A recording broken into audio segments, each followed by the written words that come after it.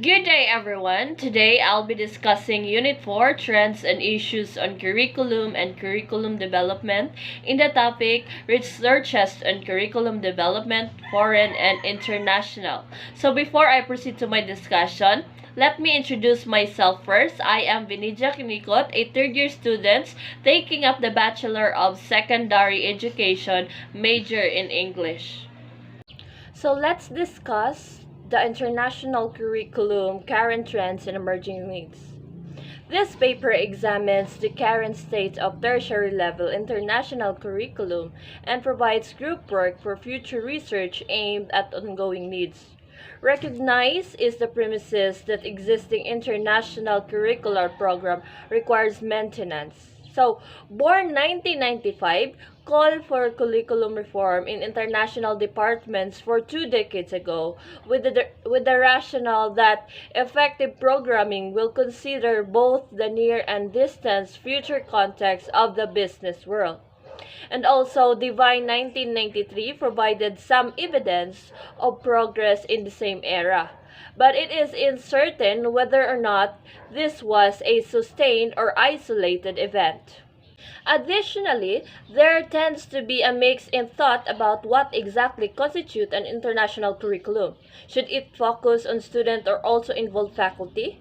Should it confine to the classroom or also include extracurricular and foreign exchange program? What component are characteristic of a functional international curriculum? Is it possible to achieve an international curriculum model that fits all schools, or it is more appropriate to craft tailored program according to the particular institution and students' faculty population? So this paper explores these issues in the context of relevant literature and recommends direction for future research.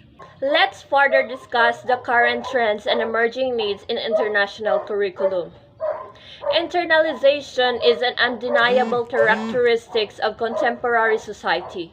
It has permeated every corner of every aspect of every culture around the world. Very few niche of small-scale organization exist in strictly local environments. By contrast, one would be hard-pressed to name a large organization that does not cross at least several borders in some or all of its operation. So education is no exception. Although the theoretical concept of education may take the form of textbook or an isolated pupil-teacher though, the physical and logistical infrastructure have transcended boundaries long ago. This is nothing new, but what is new are the unexpected turn and twist that this trend takes as we progress onward through time. At what point was it necessary for Chinese students to start learning English? At what point did Spanish become the unofficial second language of the United States? What influences have global phenomena such as conflict, trade, and commerce had on the developing trends of education? What are the subtle differences in what should be learned by today's business students as opposed to business students 2 decades ago? So no matter what sector was examined, the education of professionals within that sector has necessarily taken on international flavor. Accordingly, as an expected time of conflict involving trends in trade and progressing level of commerce emerge, education will be forced to accommodate the changes at the school level. How can we appropriately preparing emerging professionals at the academic level for real-world diversity and international issues? We see from the literature that although international curriculums are commonplace in universities, they are often criticized for being limited in scope, obsolete, or downright misleading. So this paper seeks to provide an overview of the current states of the literature and calls for ongoing action research in order to investigate better ways of designing and implementing proper international curriculum. Let's proceed to the previous calls for reform. 4 specific types of research are proposed for future efforts: data bank, whereby regular statistic would be gathered and made available to professionals. Specific survey, whereby individuals and institutions would shed lights on the current states of affairs. Impart studies and evaluation, whereby specific activities or programs would be analyzed and results correlated. Social science-based exploration, whereby behavioral science would track the resulting attitudes of students involved in international programs. Even earlier, Divine 1993 provided strong evidence that legitimate change was being undergone. The author carefully details how two schools, the University of Michigan and the Wharton School at the University of Pennsylvania, have taken measures to increase internalization in three specific areas: interdisciplinary approach, international business, and foreign language. This inspires a great deal of hope that issues have not only been targeted, but that measured had been in order to affect change. We may ask, however, have this change been sustained? Are they isolated cases? Are not the same questions that inspired the changes still relevant today? Scarman 2000 also introduced an institution-wide framework whereby schools may move toward internalization.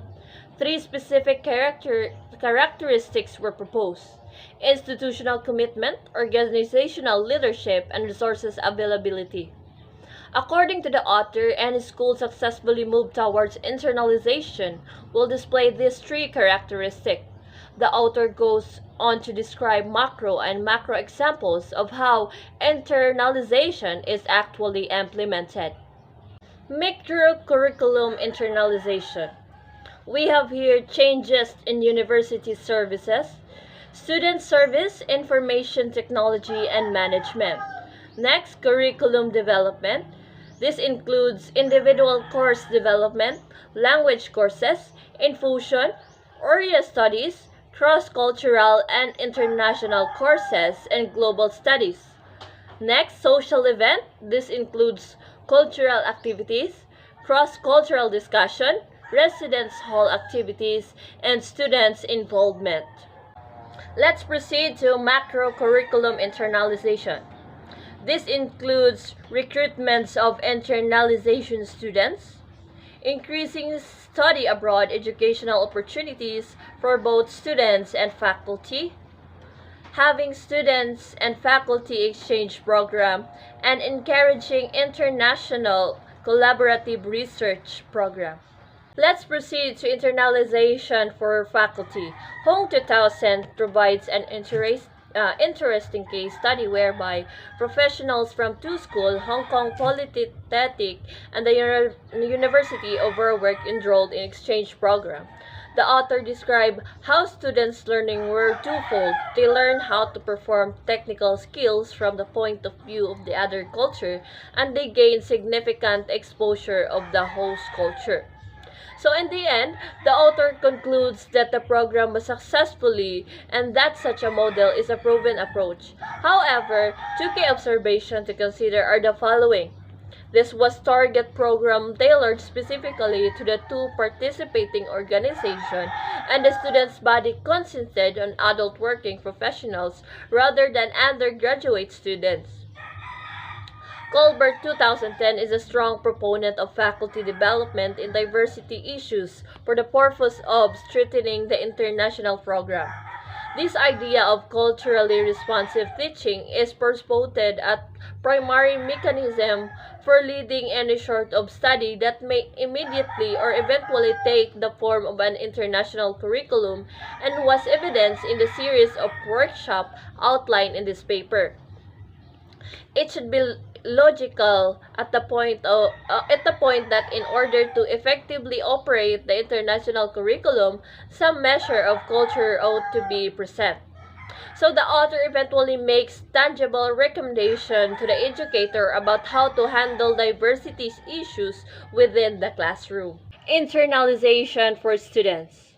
Mahon 2007 describes teaching abroad programs as catalysts for the development of emerging teachers. a slight bridge in culture, as this author discusses exchange program from perspective of both the student and the teacher. The idea that inspiring teachers as undergraduate students will best benefit from completing part of their coursework overseas. Other works describe study abroad programs strictly for the benefits of undergraduate business students.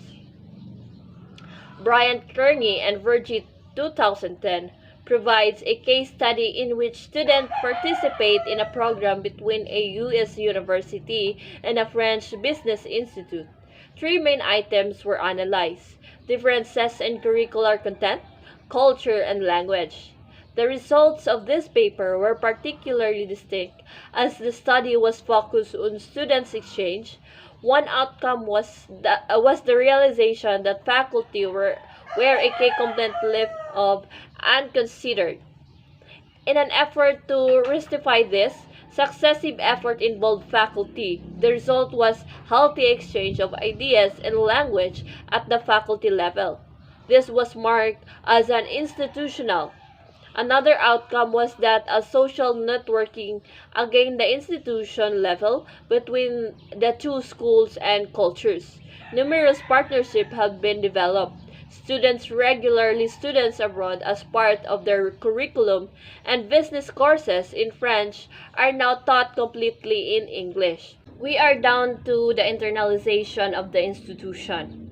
Egan and Benedict 2008 note that most tertiary level international curriculums are housed within the International Business or IB departments and accordingly generally take the form of an IB course or program. They argue for the elements of this departmental line and propose a more general curriculum whereby students are exposed to cultural studies as opposed to domestic and international culture. So, researching further back, we've seen Black Sheep 2010 arguing that there is not enough force on diversity issues within international business curriculum. Sumi 2005 offers an interesting mechanism targeting global education and ultimately global peace that use of advanced telecommunication including the internet. The author states, if global peace is ever be achieved, global skills education with the use of modern digital telecommunication will be needed to create mutual understanding among nations, culture, ethnic groups, and religions. The internet is the future of telecommunication and can be a medium for building peace. The author also provides detailed logical plans for implementing the global university system, which is relatively simply presented in a network that would behold the burden of a global telecommunication system. In consideration, although Etiboki, Mudoki, and Okchikchua 2010 mentioned the alter realism, the learners, teacher, and the institution, it tends to focus on what it means to obtain a business education through entrepreneurship, both formally in school and formally through practical experiences. In conclusion to my report, the intent of this paper is to examine trend in the nature of international curriculum. Likely by default, it appears that international curriculum tend to fall under the umbrella of the IB department for any given university, though there is opposition to this particular fit. It tends to represent the general consensus. We see also that there is much discussion about how we should view the international curriculum, whether it be formed from the point of view of the students, the teacher, and the institution, or a combination of all of this. Several report to support a blended model. There are also descriptions between definition, curriculum isolated, or thus it includes extracurricular activities. Responsibility, it is the teacher's job or the institution's job to ensure proper curricular implementation. And the fifth, we establish a model that works for all school, or ought we adhere to customized program. This is regarded there is a need of future research to answer this question. It is suggested that the focus be placed on one particular question: what are the characteristic or component of functional and truly international curriculum? Although Devine 1993 advised discussion on this question several years ago, remains relevant today, and as Bourne and Smokler 1995 mentioned, there will be a need to constantly revisit this idea with longer versus short-term vision of the current state of international businesses and its implication for the international students. That would be all for my report today. Thank you and God bless.